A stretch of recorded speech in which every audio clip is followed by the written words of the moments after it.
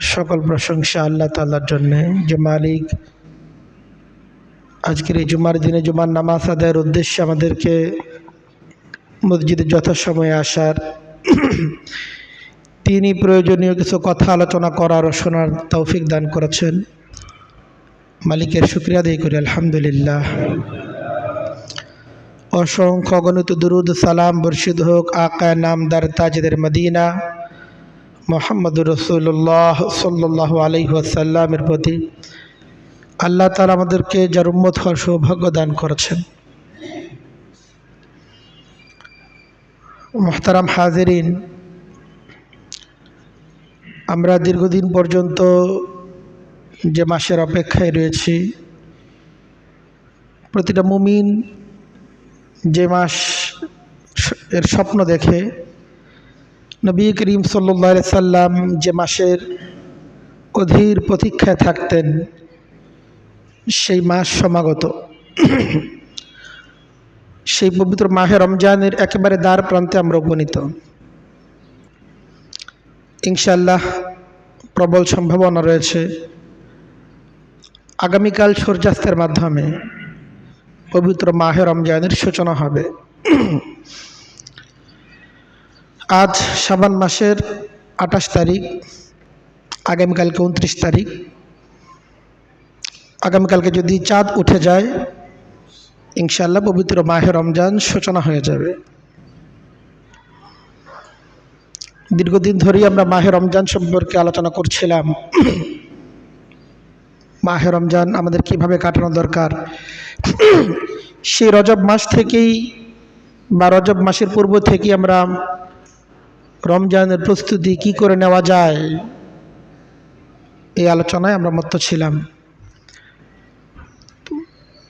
ধীরে ধীরে সেই মাহে রমজানের একেবারে নিকটে আমরা উপনীত। আর মাত্র একটা দিন আমাদের সামনে আছে। আশা করা যায় আগামীকালকে চাঁদ উঠে যাবে। আগামীকালকে যদি চাঁদ উঠে যায়, আগামীকালকে সূর্যাস্তের পর থেকেই মাহে রমজানের সূচনা হয়ে যাবে। যে কোনো কাজের সূচনাটা সুন্দর হওয়া, এটা বড় গুরুত্বপূর্ণ। এক বর্ণনা এসেছে, মান হাসনাত বিদায়াতুহু হাসনাত নিহায়াতুহু। যার সূচনা সুন্দর হয়, আশা করা যায় যে তার সমাপ্তিও ইনশাআল্লাহ সুন্দর হবে। এই জন্য মাহে রমজান একেবারে সন্নিকটে। রমজানের প্রথম প্রহর থেকেই, রমজানের প্রথম মুহূর্ত থেকেই আমাদের অত্যন্ত গুরুত্ব দেওয়া উচিত, যে প্রত্যেকটা মুহূর্ত আমাদের সুন্দরভাবে কাটে। সূচনা থেকে আমরা যদি যত্নবান হই, ইনশাআল্লাহ আল্লাহ তাআলা আমাদের সমাপ্তিটাও সুন্দর করে দেবেন। এই জন্য মাহে রমজানের সূচনা যেন সুন্দর হয়, আমাদের ফিকির থাকা প্রয়োজন। নবী করিম সাল্লাল্লাহু আলাইহি ওয়াসাল্লাম রমজান মাস সূচনা করতে বলেছেন চাঁদ দেখার মাধ্যমে। আল্লাহ রাসূল সাল্লাল্লাহু আলাইহি ওয়াসাল্লাম বলেন, সুমু লিরুয়াতিহি ওয়াফতিরু লিরুয়াতিহি। তোমরা চাঁদ দেখে রমজান মাসের সূচনা করো এবং চাঁদ দেখেই রমজান মাসের ইতি টানো। কাজেই রমজানের চাঁদ দেখা, এটা নবী করিম সাল্লাল্লাহু আলাইহি ওয়াসাল্লামের নির্দেশ এবং নবী করিম সাল্লাল্লাহু আলাইহি ওয়াসাল্লামের সুন্নাহ। এবং সেই চাঁদ দেখাটা বাস্তবে এবং সরাসরি হওয়া চাই। আমরা চাঁদ দেখি এখন অনলাইনে, ফেসবুকে, ইউটিউবে, এটা না। চাঁদটা সরাসরি খোলা চোখে আকাশের দিকে তাকিয়ে দেখা চাই। ওই ফেসবুকের চাঁদ আর ইউটিউবের চাঁদ না। সবাই শুধু অপেক্ষা থাকে যে কখন ঘোষণা দিবে চাঁদ দেখা গেছে। আকাশ খোলা আছে, আপনার চোখ আছে দেখার জন্য, তো খোলা আকাশে এই চোখ দিয়ে দেখতে বাধা কোথায়?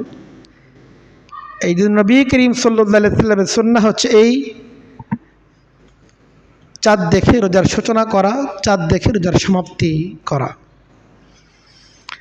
এই জন্য আমাদের শুরু থেকেই আমাদের রমজানের সূচনাটা যদি নবীজির সুন্নাহ দ্বারা হয়, আমাদের রমজানের সূচনা যদি নবী করিম সাল্লাল্লাহু আলাইহি ওয়াসাল্লামের সুন্নাহ দ্বারা হয়, নিঃসন্দেহে বলা যায় এটা একটা শুভ সূচনা হলো। কিন্তু রমজানের সূচনা হলো সেটাই নবীজির সুন্নাহকে বাদ দিয়ে। এটাকে কি শুভ সূচনা বলা যায়? বলা যায় না। শুরুতেই নবীজির সুন্নাহ ছেড়ে দিয়ে যে মাসের সূচনা করা হলো, তো এই ব্যক্তির রমজান কিভাবে বরকত বয়ে আনবে? এই জন্য আমাদের প্রত্যেকেরই এই ফিকির থাকা চাই, এই নিয়ত থাকা চাই যে ইনশাআল্লাহ আমরা রমজানের চাঁদ দেখার চেষ্টা করব। রমজানের চাঁদ দেখে চাঁদ দেখার দোয়াও হাদিসের মধ্যে নবী করিম সাল্লাল্লাহু আলাইহি ওয়াসাল্লাম তার উম্মতকে শিক্ষা দিয়েছেন। যদি চাঁদ দেখা যায়, চাঁদ দেখে এই দোয়া পড়া, আল্লাহুম্মা আহিল্লাহু আলাইনা বিল ইয়ুমনি ওয়াল ঈমান ওয়াস সালামাতি ওয়াল ইসলাম রব্বি ওয়া রাব্বুকাল্লাহ। হে আল্লাহ, এই চাঁদকে আমাদের জন্য বরকতময় করুন, ঈমানময় করুন এবং আমাদের জন্য নিরাপদ বানিয়ে দিন। আমরা যেন এই মাসে আপনার নিকট আত্মসমর্পণ করতে পারি, আমাদেরকে সেই তৌফিক দান করুন। এই হচ্ছে এই দোয়ার অর্থ। পরিশেষে বলা হয় রব্বি ওয়া রাব্বুকাল্লাহ, হে চাঁদ, তোমার এবং আমার রব, উভয়ের রব এক আল্লাহ তাআলা। তো যাদের এই দোয়া মুখস্থ আছে, তো ছোট্ট একটা দোয়া মুখস্থ করতেই বা কতক্ষণ লাগে। আল্লাহুম্মা আহিল্লাহু আলাইনা বিল ইয়ুমনি ওয়াল ঈমান ওয়াস সালামাতি ওয়াল ইসলাম রব্বি ওয়া রাব্বুকাল্লাহ। আরবিতে যদি মুখস্থ করা সম্ভব না হয়, অন্তত আল্লাহ তাআলার কাছে দোয়া করা, আল্লাহ তাআলা এই চাঁদের মাধ্যমে যে নতুন একটা মাসের সূচনা হলো, এই মাস যেন আমার জন্য বরকত বয়ে আনে এবং আমি যেন ঈমান এবং নিজের আমলটাকে ধরে রাখতে পারি, সুন্দর সমাপ্তি করতে পারি, আল্লাহ তাআলার কাছে সেই তৌফিক কামনা করা। আকাশ মেঘাচ্ছন্ন থাকুক, কুয়াশাচ্ছন্ন থাকুক, এরপরও চাঁদ দেখার সুন্নতকে বর্জন না করা।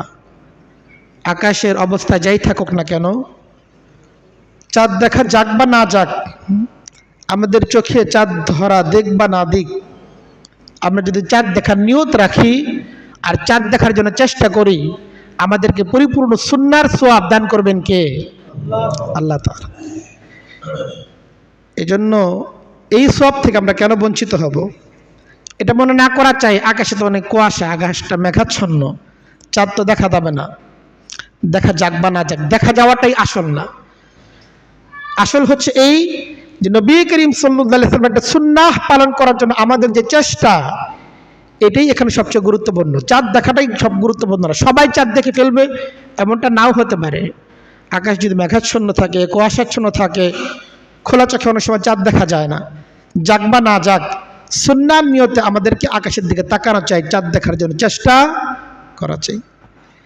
আমরা যদি চাঁদ দেখার সুন্নাহর মাধ্যমে রমজানের চেষ্টা করি, আমরা আল্লাহ তাআলার কাছে ইনশাআল্লাহ পরবর্তী মাসটাকে বরকতের আশা করতে পারি।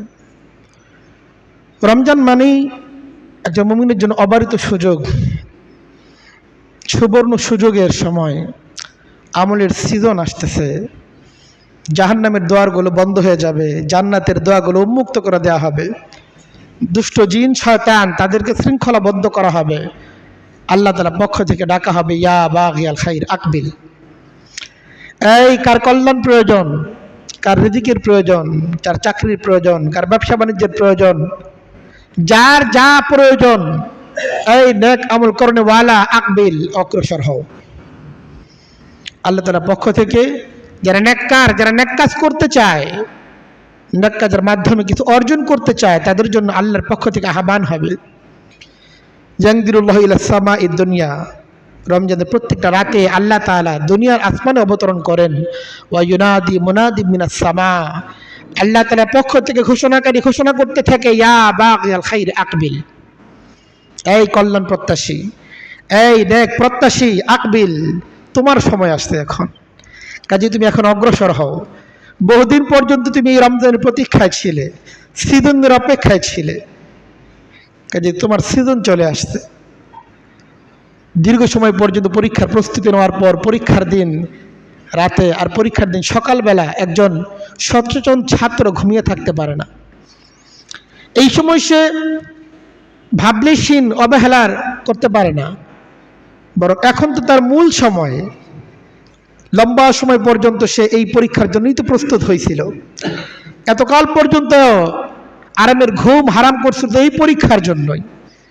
কাজে আমরাও তো দীর্ঘ সময় ধরে এই রমজানের প্রতীক্ষায় ছিলাম, রমজান কখন আসবে, আমাদের জীবনকে আমলের দ্বারা সজ্জিত করে চলবে, আমরা তো এই প্রতীক্ষায় ছিলাম। এখন রমজান চলে এলো, কিন্তু আমি এখন উদাসীন হয়ে গেলাম, এর চেয়ে দুঃখজনক কি থাকবে। এই জন্য আল্লাহ রাসূল সাল্লাল্লাহু আলাইহি সাল্লাম বলেন যে আল্লাহ ফিকুম খায়রা, যে এই রমজান আসতেছে, আমলের সিজন আসতেছে, তোমাদের সময় আসতেছে, এবার আল্লাহকে দেখানোর পালা আসতেছে। আল্লাহ, আল্লাহকে দেখিয়ে দাও। তোমাদের মাঝে তো নেক কাজ করার স্পৃহা আছে, নেক কাজ করার শক্তি আছে, নেক কাজ করার আগ্রহ রয়েছে, এবার আমল শুরু করো আর আল্লাহকে দেখিয়ে দাও কে কত নেক কাজ করতে পারো। কারণ আল্লাহ তাআলা তোমাদের এই নেক কাজের মাধ্যমে ইউবাহি বিকুম মালাইকাতাহু, আল্লাহ তাআলা ফেরেশতাদের মাঝে তোমাদের নেক কাজ নিয়ে গর্ব করেন, তোমাদের প্রতিযোগিতাকে নিয়ে গর্ব করেন। দেখো আমার অমুক বান্দা অমুক বান্দাতে এগিয়ে যাচ্ছে, তাকায় দেখো। কাজে সেই রমজান আসতেছে, আমলের মৌসুম আসতেছে, প্রতিযোগিতার মৌসুম আসতেছে। কাজে নেক কাজের প্রতিযোগিতা, সেই মানসিকতা আমাদের সকলের মাঝেই থাকা চাই। রমজান এলো, এই রমজান যেটা আসতেছে প্রত্যেকের এই ফিকির থাকা চাই যে আগত যে রমজান, আসন্ন যে রমজান, এটা যেন আমার জীবনের শ্রেষ্ঠ রমজান হয়। বিগত রমজানে আমার যে ত্রুটি বিচ্যুতিগুলো ছিল, যে প্ল্যানগুলো আমি গত রমজানে বাস্তবায়ন করতে পারি নাই, এই রমজান যদি হেলায় না কাটে, এই রমজানে ইনশাল্লাহ আমি আগের মতো হব না। এই রমজানটা আমার তুলনামূলক একটা ভালো রমজান কাটবে। আমরা ইনশাল্লাহ সকলেই চাই না? এটা আমরা প্রত্যেকেই চাই এই রমজানটা যেন আমাদের ব্যতিক্রম রমজান হয়। বিগত জীবনের 30, 40, 50টা রমজান তাদের চলে গেছে, আজকের 51তম রমজান যেন আমার জিন্দেগির শ্রেষ্ঠ রমজান হয়, এই ফিকির থাকা চাই। কে জানে এই রমজানে একজন থাকবে, কিন্তু আগামী রমজান হয়তো থাকবো না। এই জন্য আগত রমজান এটাকে জিন্দেগির শেষ রমজানও মনে করা চাই। যদি শেষ রমজান মনে করতে পারি তো দেখা যাবে এই আমলের অনুভূতি আলাদা। এই জন্য আমাদের এই ফিকির থাকা চাই যেন আমরা রমজান মাসকে যেন হেলায় নষ্ট না করি। কেমন এক মাস, যে মাসে প্রত্যেকটা নেক আমলের সওয়াবকে আল্লাহ তাআলা হাদিসের মধ্যে এসেছে কুল্লু আমালি বানি আদামা ইউযাফু লাহুল হাসানাত ইলা 700 যিফিন। আল্লাহ রাসূল সাল্লাল্লাহু আলাইহি ওয়াসাল্লাম বলেন, বনি আদমের প্রত্যেকটা নেক আমলের সওয়াব 1 গুণ থেকে 700 গুণ পর্যন্ত আল্লাহ তাআলা বৃদ্ধি করে দেন। নেক আমল করবে একটা, কিন্তু আল্লাহ তাআলা কত গুণ বাড়িয়ে দিবেন। কোনো করবো না 70, কোনো জায়গায় 700। এগুলো তো হলো বান্দাকে একটা দৃষ্টান্ত দিয়ে বোঝানো, আসলে একটা সংখ্যা উল্লেখ করা। আল্লাহ তাআলা যখন দিবেন তখন তো আসলে উপরন্তই দিবেন, হিসাব করে দিবেন না। এটা একটা সংখ্যা দিয়ে মানুষকে বোঝানো। কারণ আরবদের মধ্যে অধিক সংখ্যা বোঝানোর জন্য এমন 60, 70 এই জাতীয় শব্দের ব্যবহার ছিল।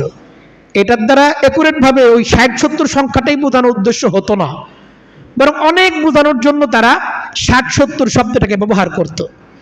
এজন্যই হাদিসের মধ্যে এই শব্দগুলো ব্যবহার হয়েছে।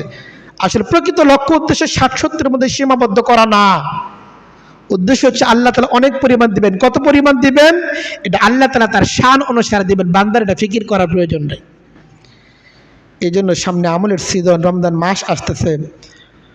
আমরা বিগত সপ্তাহে আলোচনা করেছিলাম রমজান মাসে আমরা কি কি জিনিস বর্জন করব। গত সপ্তাহে আমরা আলোচনা করেছিলাম রমজান মাসে সব গুনাহের কাজই তো আমরা বর্জন করব, বাকি কিছু কিছু গুনাহের কাজ এমন আছে যেগুলোকে বিশেষভাবে বর্জন করা চাই। নবী করিম সাল্লাল্লাহু আলাইহি ওয়াসাল্লাম সেগুলো বর্জনের জন্য আমাদেরকে বিশেষভাবে সতর্ক করেছেন। ইনশাআল্লাহ আজকের জুমায় আমরা বিশেষভাবে আলোচনা করতে চাই রমজান মাসে যে নেক আমলগুলোর প্রতি আমাদের বিশেষভাবে যত্নবান হওয়া চাই। গুনাহ ছাড়তে হবে, নেক কাজের প্রতি অগ্রসর হতে হবে। যেমন বলা হচ্ছে ইয়া বাগিয়াল খাইর আকবিল, এই নেক কাজ করনে ওয়ালা তুমি অগ্রসর হও। অপরদিকে বলা হচ্ছে ইয়া বাগিয়া শাররি আকসির, এই গুনাহগার তুমি এবার থেমে যাও, আর গুনাহ করো না। কাজে আমরা গত সপ্তাহে আলোচনা করেছিলাম যে গুনাহের কাজগুলো বিশেষভাবে রমজান মাসে আমাদের ছাড়া চাই। এই সপ্তাহে আমাদের আলোচনার বিষয়বস্তু যে নেক কাজগুলো রমজান মাসে বিশেষভাবে আমাদের করা চাই। রমজান মাসের সবচেয়ে গুরুত্বপূর্ণ যে নেক আমল এটা তো স্পষ্ট, সেটা হচ্ছে রোজা। রমজান মাসের রোজা এই রোজা ইসলামের গুরুত্বপূর্ণ রুকন। রুকন মানে হচ্ছে স্তম্ভ, ফাউন্ডেশন, ভিত্তি। নবী করিম সাল্লাল্লাহু আলাইহি সাল্লাম যে কয়েকটি জিনিসের উপর ইসলামের স্তম্ভ সাব্যস্ত করেছেন, এগুলো ইসলামের মূল ফাউন্ডেশন, এগুলো নাই তো ইসলাম নাই। এই আমলগুলো ইসলামের ফাউন্ডেশন, এগুলো নাই ইসলাম নাই। এমন যে 5টা জিনিসের কথা নবী করিম সাল্লাল্লাহু আলাইহি সাল্লাম বলেছেন, তার মাঝে অন্যতম একটি হচ্ছে রমজান মাসের সৌম পালন করা, যেটাকে আমরা রোজা বলি। রোজা হচ্ছে ফার্সি শব্দ, আরবি শব্দ হচ্ছে সৌম, যার বহু বচন হচ্ছে সিয়াম। আমরা বলি সিয়াম সাধনা, সিয়াম শব্দটাও আমাদের সমাজে প্রচলিত। এটা হচ্ছে সৌম শব্দের বহু বচন। হিজরতের 2য় বর্ষে শাবান মাসের 10 তারিখে রমজান রোজাকে আল্লাহ তাআলা ফরজ করেছেন। আল্লাহ তাআলা বলেন, কুতিবা আলাইকুমুস সিয়াম কামা কুতিবা আলাল্লাযিনা মিন ক্বাবলিকুম, তোমাদের উপর রোজাকে ফরজ করে দেওয়া হলো। কামা কুতিবা আলাল্লাযিনা মিন ক্বাবলিকুম, এটা নিছক তোমাদের উপরই ফরজ না, বরং পূর্ববর্তী সকল উম্মতের উপরই আল্লাহ তাআলা এটা ফরজ করেছিলেন। কিছু কিছু নেক আমল এমন আছে যেটা সর্বকালের সমস্ত উম্মতের উপরই আল্লাহ তাআলার পক্ষ থেকে ফরজ ছিল। সব নেক আমল ফরজ ছিল না সব উম্মতের উপর, কিন্তু কিছু কিছু নেক আমল আল্লাহ তাআলার এত প্রিয় এবং ঈমানের জন্য সেটা এতটাই অপরিহার্য যে আল্লাহ তাআলা সকল উম্মত নির্বিশেষে সকলের উপর আল্লাহ তাআলা এই আমলগুলোকে ফরজ সাব্যস্ত করেছিলেন। এর মধ্যে একটা হচ্ছে রমজান মাসে রোজা পালন করা। হাদিসের মধ্যে এসেছে, আল্লাহ রাসূল সাল্লাল্লাহু আলাইহি সাল্লাম বলেন, মান সামা রমাযানা ঈমানান ওয়া ইহতিসাবা গুফিরা লাহু মা তাকাদ্দামা মিন যামবিহি, যে ব্যক্তি রমজান মাসে রোজা রাখবে সহি নিয়তে, ঈমান ও ইহতিসাবা, ঈমানের সাথে আল্লাহ তাআলাকে সন্তুষ্ট করার জন্য, গুফিরা লাহু মা তাকাদ্দামা মিন যামবিহি, আল্লাহ তাআলা তার পূর্ববর্তী জিন্দেগীর সমস্ত গুনাহকে মাফ করে দেবেন। কাজেই যে রমজান আমাদের সামনে আসতেছে, রমজান রোজাটাকে সহি নিয়তে রাখা চাই, নিয়তটাকে পরিশুদ্ধ করা চাই।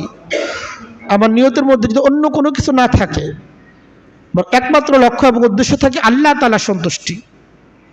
অনেকে রোজা রাখে, যে রোজা রাখলে স্বাস্থ্য ভালো থাকে, রোজা রাখার মাধ্যমে তারা ডায়েট পালন করে। আপনি যদি ডায়েটের নিয়তে রোজা রাখেন তো ডায়েটই হবে, এর দ্বারা রোজা হবে না। রোজার সওয়াব যদি লাভ করতে হয়, আমাকে আপনাকে অবশ্যই আল্লাহ তাআলা সন্তুষ্টির জন্য রোজা রাখা চাই। যদি আজকে চিকিৎসা বিজ্ঞান ওনারা যদি বলতো যে না, রোজা রাখার দ্বারা স্বাস্থ্যের দিক থেকে ক্ষতি, আমরা কি সেটা গ্রহণ করতাম? করতাম না, কারণ এটা আমার আল্লাহর হুকুম, রোজা রাখতেই হবে। স্বাস্থ্য বিজ্ঞান যাই বলুক, চিকিৎসা বিজ্ঞান যাই বলুক, দুনিয়া একদিকে চলে যাক, কিন্তু আমার আল্লাহর হুকুম, আমার নবীর সুন্নাহ কাজী আমাকে পালন করতেই হবে। একজন মুমিনের মানসিকতা এমনই থাকা চাই। বিজ্ঞানের থিওরি পরিবর্তন হয়, আজকে একটা কথা বলতেছে, আগামীকালকে আরেক কথা বলতেছে, একজন একটা বলতেছে, ভিন্নজন ভিন্ন কথা বলতেছে, কিন্তু আল্লাহ এবং তার রাসূলের যে ফরমান, এটা কোনো কালে কখনো পরিবর্তন হবে না, কিয়ামত পর্যন্ত এটা অবিকল একই রকম থাকবে। কাজে মুমিনের নিয়ত এবং ফিকির এইটা থাকা চাই, আমি যে রমজান মাসে রোজা রাখবো, এটা আমার একমাত্র লক্ষ্য এবং উদ্দেশ্য হচ্ছে আল্লাহ তাআলার সন্তুষ্টি। আর আল্লাহ তাআলা যাকে হুকুম করছেন এটা নিঃসন্দেহ উপকারী, এত কোনো সন্দেহ নাই। সেই উপকারগুলো আমি অটোমেটিক পাবো, কিন্তু সেই উপকারটা আমার মূল লক্ষ্য না। আমার মূল লক্ষ্য হচ্ছে আমার আল্লাহর হুকুম, আমার রবকে আমার রাজি এবং খুশি করতে হবে, কাজে আমি রোজা পালন করব। এই মানসিকতা আমাদের সকলের থাকা চাই। যদি আমরা আল্লাহ তাআলা সন্তুষ্টির জন্য রোজা পালন করতে পারি, হাদিসের মধ্যে এসেছে, আল্লাহ রাসূল সাল্লাল্লাহু আলাইহি সাল্লাম বলেন, ইন্না ফিল জান্নাতি বাবান ইউকাল লাহু রায়্যান, জান্নাতের একটা দ্বার আছে, একটা ফটক আছে, এটার নাম হচ্ছে রায়্যান। ইয়াদখুলু মিনহু সাইমুন, এটা সবার প্রবেশাধিকার নাই। কিছু কিছু গেট এমন আছে না, এই গেট দিয়ে সকলে প্রবেশ করতে পারে না, আছে কি না এই দুনিয়াতে? দুনিয়াতেও আছে। কিছু কিছু পথ এমন আছে, এই পথ সকলের জন্য উন্মুক্ত না। কিছু কিছু জায়গা আছে, এই জায়গা সকলের জন্য উন্মুক্ত না। কিছু কিছু পথ আছে, এটা সকলের জন্য উন্মুক্ত না। তো জান্নাতের একটা দ্বার এমন থাকবে, একটা গেট এমন থাকবে, এটা সকলের জন্য উন্মুক্ত থাকবে না। আল্লাহ রাসূল সাল্লাল্লাহু আলাইহি সাল্লাম বলেন, ইয়াদখুলু মিনহু সাইমুন, শুধুমাত্র যারা রোজাদার, দুনিয়াতে আল্লাহর জন্য রোজা রাখছে, এরাই শুধুমাত্র এই দুয়ার দিয়ে প্রবেশ করতে পারবে। লা ইয়াদখুলু মিনহু আহাদুম ইল্লা গায়রুহুম, এরা ছাড়া আর কাউকে এই দরজা দিয়ে প্রবেশ করতে দেয়া হবে না। এই দোয়ার একটা বৈশিষ্ট্য আছে, সেটা হচ্ছে এই মান ইয়াদখুলু মিনহু লাম ইয়াজমা আবাদা। এই দোয়ার দিয়ে যে একবার প্রবেশ করবে, কোনো দিন আর তৃষ্ণার কষ্ট তাকে ভোগ করতে হবে না, কোনো দিন আর তৃষ্ণার্তই সে হবে না। এই জন্য রোজাদারের যে কি পরিমাণ ফজিলত হাদিসের মধ্যে এসেছে, এগুলো আমাদের জানা চাই এবং রোজা রাখার জন্য অবশ্যই আমাদের সকলের ফিকির করা চাই। আল্লাহ রসুল সাল্লাল্লাহু আলাইহি সাল্লাম বলেন যে আল্লাহ তাআলা বলছেন, আল্লাহ রসুল সাল্লাল্লাহু আলাইহি সাল্লাম বলতেছেন, কে বলছেন? আল্লাহ তাআলা বলছেন যে আল্লাহ তাআলা বলেন যে কুল্লু আমালি বানি আদম আলাইহি ইল্লা সাওম লাহু ইল্লা সাওম ফাইন্নাহু লি ওয়া আনা আজজি বিহি। নবী করিম সাল্লাল্লাহু আলাইহি সাল্লাম যে আল্লাহ তাআলা বলছেন যে বনি আদমের প্রত্যেকটা কাজ সে তার নিজের জন্য করে, কিন্তু একটা কাজ এমন যে কাজটা বান্দা শুধুমাত্র আমার জন্যই করে। দেখেন আমরা যে কাজগুলি করি সব তো কাজ করতে হয়, কিন্তু রোজা এমন এক কাজ যেটা না করতে হয়। সব কাজ হলো করলে, নামাজ আপনাকে পড়তে হয়, এটার মধ্যে দেখা যায় এই কাজটা করতেছে। হজ এটা করতে হয়, দেখা যায়, এমন কিছু আমলের নাম। যাকাত এটা দিতে হয়, কেউ না কেউ সেটা জানবেই, দেখবেই। কিন্তু রোজা এমন এক কাজ যেটা হলে কিছু কাজ না করার নাম, এটা দেখার কোনো সুযোগ নাই। কাজে এইটার মধ্যে একমাত্র রিয়া মুক্ত থাকা সবচেয়ে সহজ রোজার মাধ্যমে। অন্যান্য কাজকে এটা লুকানো যায় না সহজে, কিন্তু রোজা এটা এমন এক কাজ যেটাকে আবার দেখানো যায় না। কাজে এটা হচ্ছে রিয়া মুক্ত থাকার জন্য সবচেয়ে চমৎকার আমল হচ্ছে রোজা। এই জন্য আল্লাহ তাআলা বলেন এই কাজটা বান্দা শুধুমাত্র আমার জন্য করে, আর বান্দার এই কাজের পুরস্কার হচ্ছে আনা আজদি বিহি, আমি স্বয়ং এই কাজের পুরস্কার আমার বান্দাকে দান করব। অন্য হাদিসের মধ্যে আল্লাহ তাআলা কি বলছেন শুনবেন, দিল খুশি হয়ে যাবে। আল্লাহ তাআলা বলেন যে আনা উজজা বিহি, বান্দার এই নেক আমলের প্রতিদান আমি নিজে হয়ে যাব। সুবহানাল্লাহ। রোজাদারের পুরস্কার জান্নাত দিয়ে না, রোজাদারের পুরস্কার জান্নাতের হুর দিয়ে না, জান্নাতের খাবার দিয়ে না, রোজাদারের পুরস্কার স্বয়ং আল্লাহ তাআলা নিজে হয়ে যাবে। সুবহানাল্লাহ। কাজে এই রোজা আমরা নিজেরাও ইনশাআল্লাহ রাখবো, এবং আমাদের যারা ছোট ছোট শিশু আছে যারা রোজা রাখার বয়সের উপযোগী আছে, তাদেরকে এখন থেকে রোজা রাখায় আমাদের অভ্যস্ত করা চাই। সাহাবায়ে কেরাম শুধুমাত্র তারা নিজেরাই রোজা রাখতেন এমন না, তারা নিজেরাও রোজা রাখতেন, তাদের শিশু কিশোর যারা ছিল তাদেরকেও রোজা রাখায় অভ্যস্ত করতেন। হাদিসের মধ্যে এসেছে সাহাবায়ে কেরামের বর্ণনা যে নাসুমু সিবয়ানানা, আমরা আমাদের শিশুদেরকেও রোজা রাখাবো। বাকিটা সুরত কি, বাচ্চারা কি রোজা রাখতে চায়? ওরা রাখে, একদিন 3টা 4টা রোজা রাখে। জিজ্ঞেস করে বলে কয়টা রোজা রাখছে? 3টা রোজা রাখছে। এইটা না, সে তো তার মতোই, শিশু তো শিশুই, তাকে আমাদেরকে গড়ে নিতে হবে। এক হাদিসে আসছে তালিম ফিস সাবাক আর নাকশি ফিল হাজার, শৈশবের শিক্ষাটা পাথরে খোদাই করার মতো, এটা কখনো মুছে যায় না। কিন্তু শৈশবের শিক্ষাটা দেওয়ার ক্ষেত্রে আমরা সবচেয়ে বেশি দুর্বলতা দেখাই। মনে করি বাচ্চা মানুষ, এখনো তার বয়স হয় নাই, কিন্তু যখন বয়স হয়ে যায় তখন চোখের পানি ফেলি, আহা কত চেষ্টা করি, কিন্তু ওদের কথা তো শুনে না। শুনবে কিভাবে? যখন তাকে গড়ার সময় ছিল তখন গড়া হয় নাই।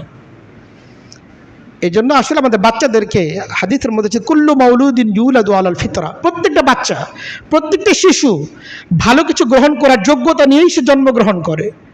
শুধুমাত্র গার্জিয়ানদের কর্মসূচির ভিত্তিতে, তার যে সচেতনতার ভিত্তিতেই পরবর্তীতে বাচ্চাটা এক এক সময় এক এক রূপ ধারণ করে। কাজে আমাদের সচেতন হওয়া চাই, আমাদের সন্তানদেরকে এখন থেকেই রোজা রাখার অভ্যস্ত করা চাই। ওই সাহাবী বলতেছেন নাসুমু সিবয়ানানা, আমরা আমাদের বাচ্চাদেরকে রোজা রাখাই, এটার জন্য একটা কৌশল অবলম্বন করি। সেটা কি? ওয়া নাজালু লাহুমুল লাবাতা, এদের জন্য নানা রকম খেলনার আয়োজন করি। খেলনা, বাচ্চারা তো খেলতে অভ্যস্ত। সকালের একটা সময় যদি একটু দেরি করে ঘুম পাড়ায় দেওয়া যায়, উঠতে উঠতে দেখা যাবে বেশ বেলা হয়ে যায় বাচ্চাদের।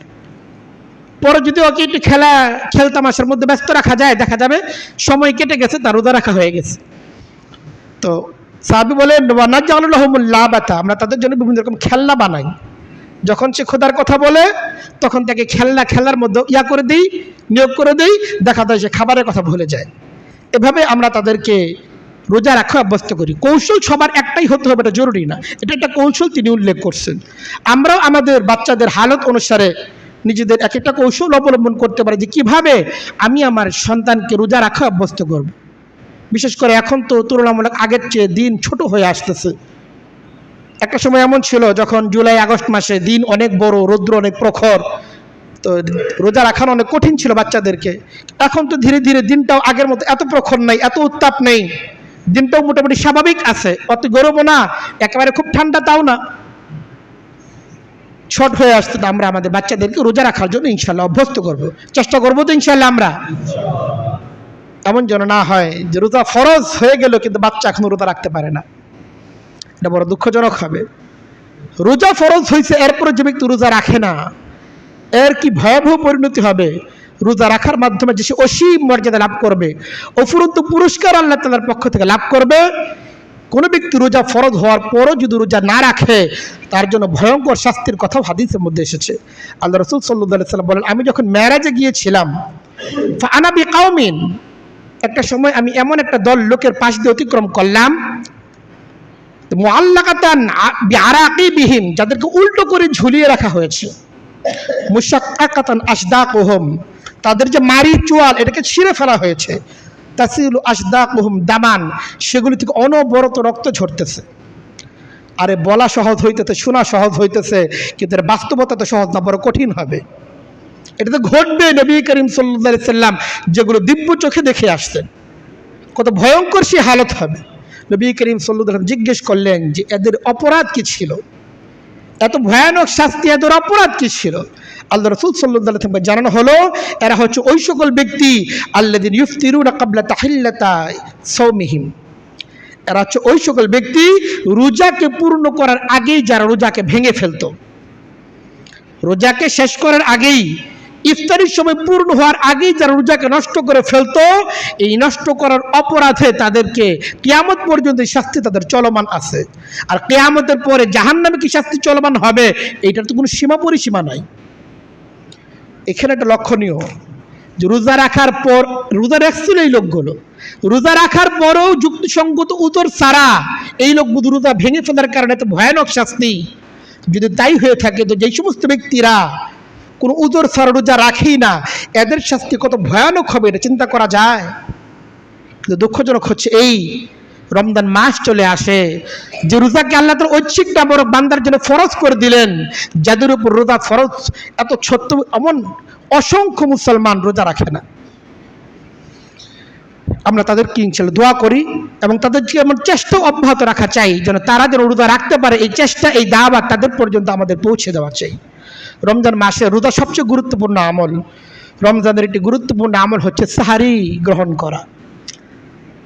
সাহারি গ্রহণ করা, খাবার খাওয়া। দেখেন, খাবার তো এটা ইবাদত না, কিন্তু রমজান মাসে খাবার খাওয়াও ইবাদত। আল্লাহ রাসূল সাল্লাল্লাহু আলাইহি ওয়াসাল্লাম বলেন, তাসাহহারু ফাইন্না ফিস সাহুরি বারাকাতান, তোমরা সাহারি গ্রহণ করো, কারণ আল্লাহ তাআলা সাহারির এই সময়ের খাবারের মাঝে তোমাদের জন্য বরকত রেখে দিয়েছেন। অনেক ভাই এমন আছে সাহারির সময় সাহারি খায় না, একেবারে রাতে দেরি করে ঘুমায়, ওই সময় খেয়ে নেয়, সাহারির সময় আর সাহারি খায় না। দেখেন, সাহারি বলা হয় ওই খাবারটাকে, যেই খাবারটাকে সাহারির সময় গ্রহণ করা হয়, ওই সময়ের খাবারটাকেই সাহারি বলা হয়। এর আগে আপনি খেয়ে ফেললেন, এটাকে সাহারি বলা হবে না। আপনি ওই সময় যদি নাও খান, আপনার রোজা হয়ে যাবে যদি রোজার নিয়ত আপনার থাকে, কিন্তু সাহারি গ্রহণ করার যে বরকত, সেই বরকত থেকে আপনি বঞ্চিত হয়ে যাবেন যদি সাহারির সময় যদি সাহারি গ্রহণ না করা হয়। এখন যেহেতু অনেক মানুষ অনভ্যস্ত, ওই সময় খেয়ে অভ্যস্ত না, হঠাৎ করে একটা ভিন্ন রুটিন শুরু করা অনেকের জন্য কঠিন হয়ে যায়। বলো হুজুর ওই সময় তো খায় অভ্যস্ত না, খেতে পারি না। খেতে না পারেন, অন্তত এক ঢোক পানি খান, একটা খেজুর হলেও খান সাহারির নিয়তে, যেন সাহারির বরকত যেন আল্লাহ তাআলা আপনাকে দান করে দেন। ওই সময়ের অর্থ এই না যে ওই সময় আপনাদের ভরপেট খেতে হবে। আপনি যদি ওই সমস্ত খাবার খেতে অভ্যস্ত না হয়ে থাকেন, অন্তত অল্প একটু পানি খান, এক গ্লাস পানি খান, একটা খেজুর হলেও ওই সময় গ্রহণ করেন, শুধুমাত্র সাহারির বরকত গ্রহণ করার নিয়তে। নবী করিম সাল্লাল্লাহু আলাইহি ওয়াসাল্লাম বলেন, ইন্নাল্লাহা ওয়া মালাইকাতাহু ইউসাল্লুনা আলাল মুতাসাহহিরিন। আল্লাহ রাসূল সাল্লাল্লাহু আলাইহি ওয়াসাল্লাম বলেন, যারা সাহারি গ্রহণ করতে থাকে, আল্লাহ তাআলা তাদের উপর রহমত বর্ষণ করতে থাকেন, আর ফেরেশতারা তাদের মাগফিরাতের জন্য আল্লাহ তাআলার কাছে দোয়া করতে থাকে। সুবহানাল্লাহ। আমরা যখন আয়োজন করে সাহারি খেতে থাকি, ওদিকে আল্লাহ তাআলার বিশেষ রহমত আমাদের উপর নাযিল করতে থাকেন। আল্লাহ তাআলার ফেরেশতারা যাদের দোয়াকে আল্লাহ তাআলাই কবুল করেন, তাদের দিয়ে আল্লাহ তাআলা দোয়া করাইতেছেন যে এই বান্দাদেরকে আল্লাহ তাআলা মাফ করে দেন। এই জন্য আমরা সাহারি, রমজানের একটা বিশেষ আমল, আমরা যেন এই সাহারিটাকে ভুলে না যাই। সাহারির সময় অল্প হলেও যেন গ্রহণ করি। আল্লাহ তাআলা আমাদেরকে তৌফিক দান করেন। রমজান মাসের বিশেষ একটি আমল হচ্ছে ইফতার গ্রহণ করা। রমজানের বিশেষ একটি আমল হচ্ছে ইফতার গ্রহণ করা। হাদিসের মধ্যে এসেছে মা যালান নাস ফি খাইরিন হাত্তা তাআজ্জালুল ফিতরাতা, ইফতার গ্রহণে বিলম্ব করা এটা আল্লাহ তাআলা পছন্দ না। সময় হয়ে গেছে তো ইফতার গ্রহণ করে নাও। আল্লাহ রাসূল সাল্লাল্লাহু আলাইহি ওয়াসাল্লাম বলেন, মানুষ যদি কল্যাণ লাভ করতে চায় তাহলে তাদেরকে ইফতারের সময় হয়ে গেলে সাথে সাথে ইফতার গ্রহণ করা চাই। যতদিন পর্যন্ত লোকেরা যথাসময়ে এই ইফতারটাকে গ্রহণ করবে ততদিন পর্যন্ত তারা কল্যাণ থেকে বঞ্চিত হবে না, তারা কল্যাণ লাভ করতে থাকবে। এই জন্য ইফতারের সময় ইফতার গ্রহণ করতে বিলম্ব না করা চাই, এটাও একটা ইবাদত। রমজান মাসে সাহারি খাওয়া এটাও একটা ইবাদত, ইফতার গ্রহণ করা এটাও একটা ইবাদত। বাকি ইফতারের কে কেন্দ্র করে এত বেশি ব্যস্ত না হওয়া চাই, ইফতারের সময়টা দোয়া কবুলের একটা সময়, সেই কথা আমরা ভুলে যাই। ইফতারের সময় এটা রমজান মাসে দোয়া কবুলের একটা গুরুত্বপূর্ণ সময়। এজন্য আমরা যেন খাবারকে কেন্দ্র করে এত বেশি ব্যস্ত না হয়ে যাই, দোয়া কবুলের সময় দোয়া থেকে আমরা যেন মাহরুম হয়ে যাই, এটা আমরা ইনশাআল্লাহ খেয়াল রাখবো। আল্লাহ রাসূল সাল্লাল্লাহু আলাইহি ওয়াসাল্লাম বলেন, ইল্লা সাইমি ইনদা ফিতরিহি লা দাওয়াতান লা তুরাদ্দু, বান্দা যখন, রোজাদার ব্যক্তি যখন ইফতারকে সামনে নিয়ে আল্লাহ তাআলার কাছে দোয়া করে, লা তুরাদ্দু, সেই দোয়াকে আল্লাহ তাআলা খালি ফিরিয়ে দেন না। এই জন্য রমজান মাসের এই সময়টা আমাদের দোয়ার মধ্যে ব্যয় করা চাই, নিজেও দোয়া করা চাই এবং আমাদের ইফতার যারা তৈরি করেন তাদেরকেও দোয়ার মধ্যে অংশগ্রহণ করার সুযোগ দেওয়া চাই। এমন যেন না হয় আমি তো নিজে অনেক ইবাদত করলাম, অনেক আমল করলাম, কিন্তু আমাদের ঘরওয়ালি যারা দিনভর আমাদের জন্য কষ্ট করলেন, দোয়া কবুলের পূর্ব মুহূর্তের সময় সে একটু দোয়ার মধ্যে অংশগ্রহণ করবে, কিন্তু সে তখনও চুলার পারে আযান হইতেছে, এটা বড় দুঃখজনক হবে। তাকে অবশ্যই আগে থেকে ফারেক করে দেওয়া চাই, অবসর করে দেওয়া চাই। হ্যাঁ, যতটুকু হয়েছে হয়েছে, আর কোনো আইটেমের প্রয়োজন নাই, এত বেশি আয়োজনের প্রয়োজন নয় যে আয়োজন করতে গিয়ে ইফতারের সময় দোয়া কবুলের মুহূর্তের এই গুরুত্বপূর্ণ সময়গুলো থেকে আমরা মাহরুম হয়ে যাই। এই জন্য আমরা ইনশাআল্লাহ আমাদের পরিবারস্থ যারা আছে, আমাদের অধীনস্থ যারা আছে, তাদেরকে নিজেরাও আমল করব, তাদের জন্য আমলের সুযোগ ইনশাআল্লাহ তৈরি করে দেব। ইফতার শুধু নিজে করাই না, অন্যকে করানো এটাও একটা ইবাদত। হাদিসের মধ্যে এসেছে আল্লাহ রাসূল সাল্লাল্লাহু আলাইহি ওয়াসাল্লাম বলেন, মান ফাত্তারা সাইমান কানা লাহু মিসলু আজরি গায়রু আন লা ইউনকাসু মিন আজরি সাইমি শাইআ, যে ব্যক্তি একজন রোজাদারকে ইফতার করাবে, আল্লাহ রাসূল সাল্লাল্লাহু আলাইহি ওয়াসাল্লাম বলেন, যে ব্যক্তি একজন রোজাদারকে ইফতার করাবে আল্লাহ তাআলা তাকেও ওই রোজাদারের সমপরিমাণ পূর্ণ সওয়াব আল্লাহ তাআলা তাকে দান করবে। আপনি রোজা রাখছেন, এই রোজা আল্লাহর কাছে কবুল হয়েছে কি হয় না আল্লাহ জানেন, কাঙ্ক্ষিত রোজা আমি রাখতে পারলাম কি পারলাম না আল্লাহ তাআলা জানেন, কিন্তু আমি যদি একজন রোজাদারকে ইফতার করাই, আল্লাহ তাআলা একটা পরিপূর্ণ এবং কবুল রোজার সওয়াব কিন্তু আমার আমলনামায় যুক্ত করে দিবেন, এবং এর দ্বারা ওই লোক থেকে কোনো কিছু কমানো হবে না যে ঠিক আছে তোমার কিছু তো ওরে দিয়ে দেওয়া হয়তো তোমার থেকে একটু কমায় দেই, ব্যাপারটা এমন না, ওর পুরোটাই থাকবে, আমাকে আল্লাহ তাআলা পুরোটাই দিয়ে দিবে। এই তো রমজান মাস আসতেছে, আগামীকাল সূর্যাস্তের পর থেকে হয়তো রমজানের সূচনা হয়ে যাবে। আমাদের অনেক বাসা বাড়ি এমন আছে, আমরা তো হয়তো অনেকে ১,৫০০ ২,০০০ টাকা কেজি খেজুর খাই, কিন্তু অনেক ঘর এমন আছে ২০০ টাকা ৪০০ টাকা দামের খেজুর তারা তার বাচ্চার মুখে তুলে দিবে, এই সামর্থ্য অনেকের নাই। ইনশাআল্লাহ আমরা যেন এত বিলাসবহুল নিজেরা করেন, আপনি খান আপনার সামর্থ্য অনুসারে, কোনো আপত্তি নাই, কিন্তু আমাদের আত্মীয় স্বজন, আমাদের পাড়া প্রতিবেশী, বন্ধু বান্ধব, তাদের দিকেও ফিকির রাখা চাই। সমাজের দরিদ্র শ্রেণী, অভাবী যারা আছে তাদের দিকেও একটু নজর দেওয়া চাই। আজকে এই রমজান মাসে তারাও যেন তাদের সন্তানের মুখের মধ্যে, তার স্ত্রীর মুখে তারাও যেন সামান্য ইফতারের আয়োজনটা তুলে দিতে পারে, এই ফিকির আমাদের আগের থেকেই থাকা চাই। আমরা যদি সামর্থ্য আছে অন্তত একজনের ইফতারের ব্যবস্থা আপনি করেন, আপনারা যতটুকু সামর্থ্য দিচ্ছেন, একজন ভাইকে আপনি 2 কেজি মুড়ি তো কিনে দিতে পারেন, 1 কেজি ছোলা বুট তো কিনে দিতে পারেন, এর দ্বারাও সে ইফতার করবে, আল্লাহ তাআলা তা আপনাকে আমলের সওয়াব ইনশাআল্লাহ দান করবে। এই যে রমজান মাসে নিজেও ইফতার করা সঠিকভাবে এবং অন্যদেরকে ইফতার করানো, এটার প্রতি যত্নবান হওয়া চাই। রমজানের একটি বিশেষ আমল হচ্ছে রমজান মাসে তারাবির জামাতে অংশগ্রহণ করা। হাদিসের মধ্যে এসেছে আল্লাহ রাসূল সাল্লাল্লাহু আলাইহি ওয়াসাল্লাম বলেন, মান কামা রমাযানা ঈমানান ওয়া ইহতিসাবা গুফিরা লাহু মা তাকাদ্দামা মিন যামবি, যে ব্যক্তি রমজান মাসে এই কিয়ামুল লাইল তারাবিতে অংশগ্রহণ করবে আল্লাহ তাআলা তার বিগত জিন্দেগীর গুনাহগুলোকে মাফ করে দেবে। এই যে রমজানের তারাবিতেও গুরুত্ব সহকারে অংশগ্রহণ করা চাই। তারাবির পাশাপাশি রমজান মাসে সারা বছর আমাদের কিন্তু তাহাজ্জুদ আদায়ের সুযোগ হয় না, সারা বছর আমাদের তাহাজ্জুদ আদায়ের কিন্তু সুযোগ হয় না, কিন্তু অনেকের ইচ্ছা আছে তাহাজ্জুদ পড়ার। রমজান মাস আমাদেরকে তাহাজ্জুদ আদায়ের একটা সুবর্ণ সুযোগ কিন্তু দান করে।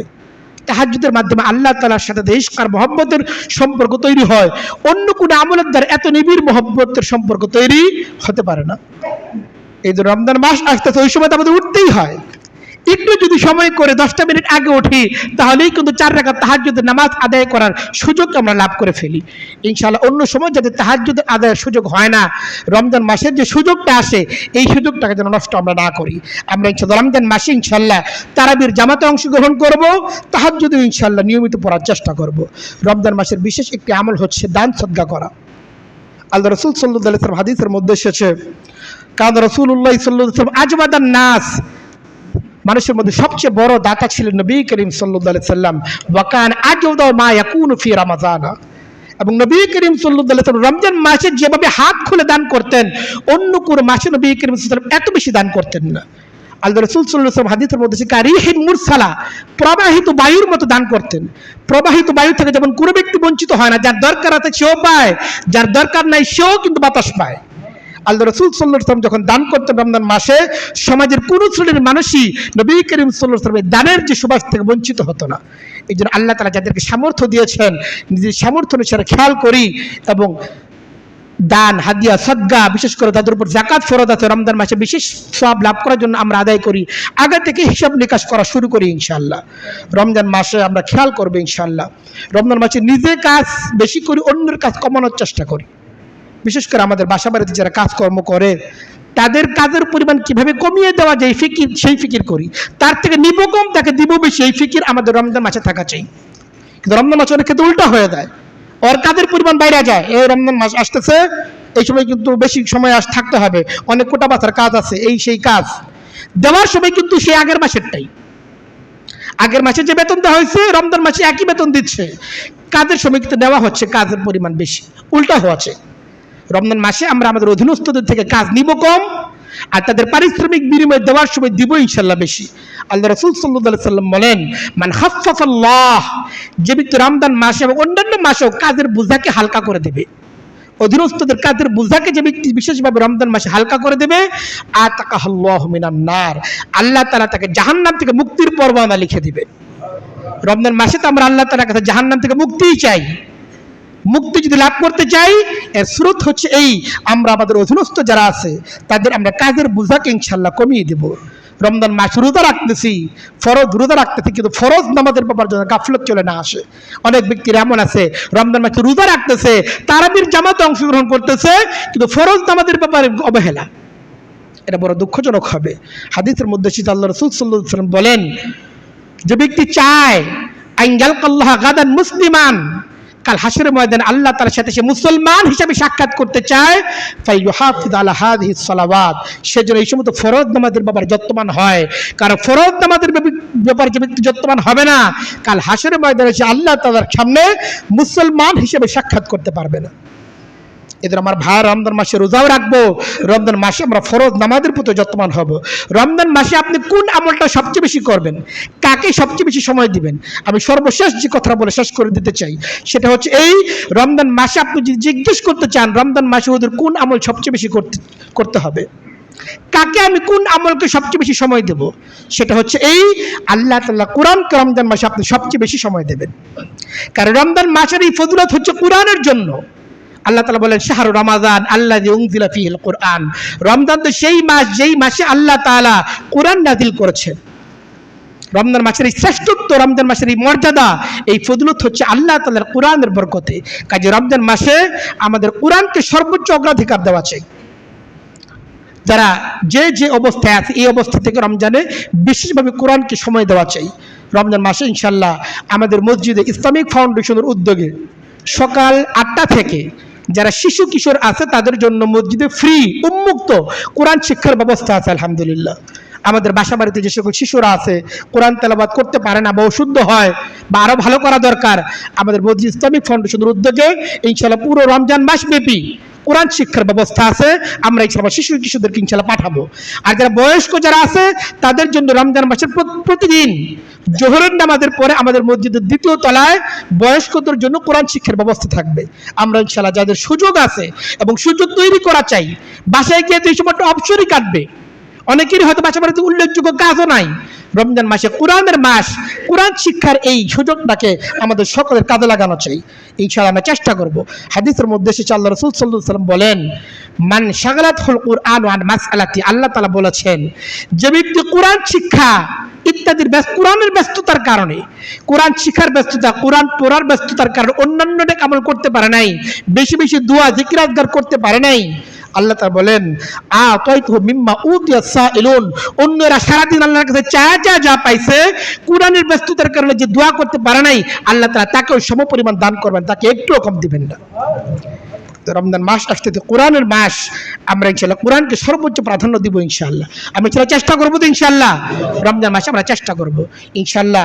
রমজান মাসে আরেকটি বিষয় হচ্ছে এই আমাদের মসজিদের প্রতি তারাবির যে অংশটুকু কোরআনে কারিমের তেলাওয়াত করা হয়, রমজান মাসে কোরআনে কারিমের যে অংশটুকু তেলাওয়াত করে প্রতিদিন তারাবির পূর্বে 15 মিনিট, তারাবির পূর্বে 15 মিনিট কিন্তু এর সারাংশ সম্পর্কে আমরা সংক্ষিপ্ত আলোচনা করার চেষ্টা করি। সারা বছর কোরআন সম্পর্কে আমাদের জানার তো সুযোগ হয় না, কোরআন পড়ি কিন্তু আল্লাহ কি বলছেন জানি না। এই জন্য আমাদের যাদের সুযোগ আছে, আগ্রহ আছে, আমরা আগে থেকে একটু চলে আসি, ইনশাআল্লাহ কোরআন সম্পর্কে আমরা ইনশাআল্লাহ জানতে পারবো। রোজা তো রাখবেন, রোজার জন্য শুধুমাত্র পেটের না হয়ে যায়, আমাদের গোটা দেহ কেন্দ্রিক রোজা হওয়া চাই।